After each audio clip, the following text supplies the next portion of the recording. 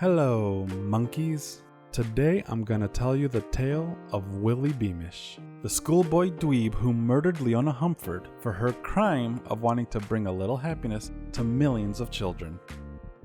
Leona was the lovely, independent, and strong-willed owner and CEO of Toot Sweet, the company that creates the extremely successful and totally refreshing Slam Dunk Cola. She's not the founder of Toot Sweet, nor did she climb the corporate ladder like some monkeys try to do. Instead, she opted for the far superior technique of corporate advancement, nepotism. She married the previous owner, Harry Humford, and simply inherited the company after his sudden, untimely, and mysterious death. What a woman.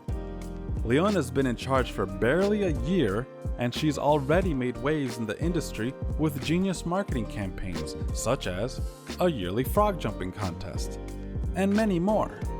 With so much already accomplished, Leona set her eyes on her most difficult and ambitious goal: to create the world's greatest theme park, Humford World, a land of joy and wonder for children and adults. She would have succeeded too, if it weren't for that meddling little snot, Willy Beamish.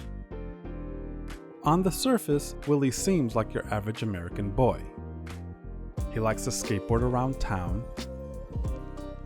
He loves to play an Atari and dreams of becoming a gaming champion. He even has a nice set of diverse friends he enjoys eating pizza with. But despite that friendly exterior, Willy Beamish has an evil streak. For instance, he has a pet frog he perversely named Horny.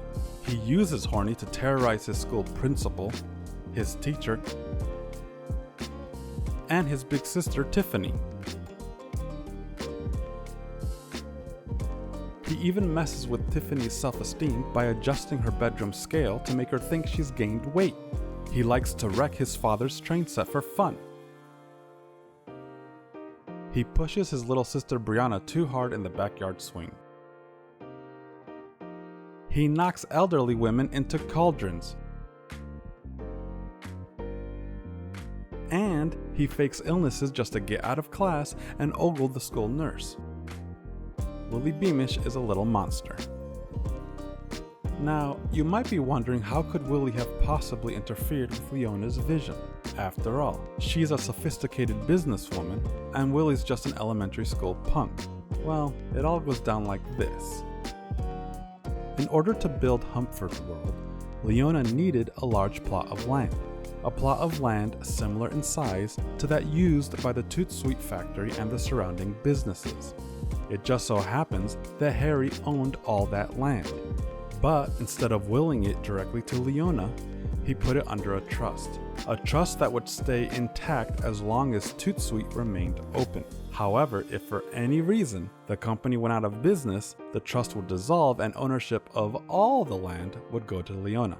And that was her plan. Close down Toot Sweet, get control of the land, build Humford World, and bring smiles to millions of children. Easy, right? Well, there was only one problem. The town of Frumpton loved Toot Sweet and would certainly hate any person blamed for its closure. Leona knew she couldn't be the face of its downfall, or she wouldn't get the community support she needed in order to construct her theme park. So she hatched up a simple but ingenious plan. She teamed up with the local plumbers union rep, Mr. Lewis Stool, and convinced him to get the union to strike. With the plumbers refusing to work, the town's water quickly turned from crystal clear to dirty sludge, and Toot Sweet, being the largest manufacturer in town, was looked to by the people of Frumpton for leadership to resolve the strike. Leona knew if the company refused to negotiate with the plumbers union and let the sewage problem escalate, soon the people would turn their anger towards Toot Sweet, making its possible closure palatable. However, she still had to solve the problem of being the face of the company. She needed someone to take the fall, and this is where Willy Beamish came in. Well, sort of. You see, his dad, Gordon Beamish, had recently lost his job and was on the lookout for a new position. One morning, while scanning the daily paper, he noticed a wanted ad to be the VP of marketing for Toot Sweet. When he called up the number in the ad, Leona answered, and sensing that he'd be a perfect candidate or buffoon, she immediately offered him the job with all the perks one would expect for being a VP. and Gordon happily took it. Now, some might say her plan, which allowed sewage to run back into the homes of Frumpton and that used Gordon as a patsy, wasn't exactly a nice or noble thing to do. But, as the old saying goes, you can't make an omelet without breaking a few eggs. After all, what price would you pay to bring happiness to children around the world? For a while, everything was going smoothly. The town was growing more and more upset, and Gordon was taking the blame. But then something happened, something that started the collapse of Leona's master plan and shattered the dream of Humford World altogether. Gordon Beamish discovered Leona's ultimate plan and refused to be the fall guy. He quit his position as a VP and threatened to go public about Leona's involvement in the plumbers' strike. Can you believe it? Not only did he refuse to take the fall for polluting the town, sure, he had nothing to do with it, but he couldn't even keep his mouth shut. He had to let his conscience be his guide and was determined to rat Leona out. Unbelievable. No wonder Willy is such an ingrate. Well, Leona wasn't about to give up yet.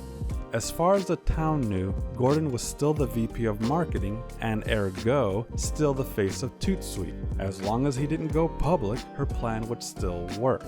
So, she did what any red-blooded American businesswoman would do, and she had him abducted.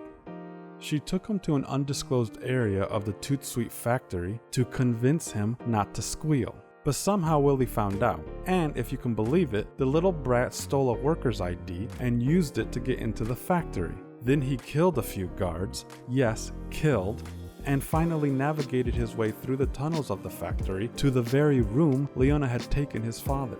Inside the room, Willy saw his dad hanging for dear life above a raging whirlpool of sludge. When Leona and Lewis noticed him, they immediately took action to reunite him with his father, if you catch my drift. Unfortunately, Willy got the upper hand and knocked both of them into the whirlpool with his yo-yo. They were immediately engulfed in sludge and swallowed by the abyss, never to be seen again. Willy freed his father and saved the day. With Leona and Lewis gone, the plumber's strike ended, the sludge was cleaned up, and the town of Frumpton returned to normal. And that concludes our tragic story. Rest in peace, Leona Humford.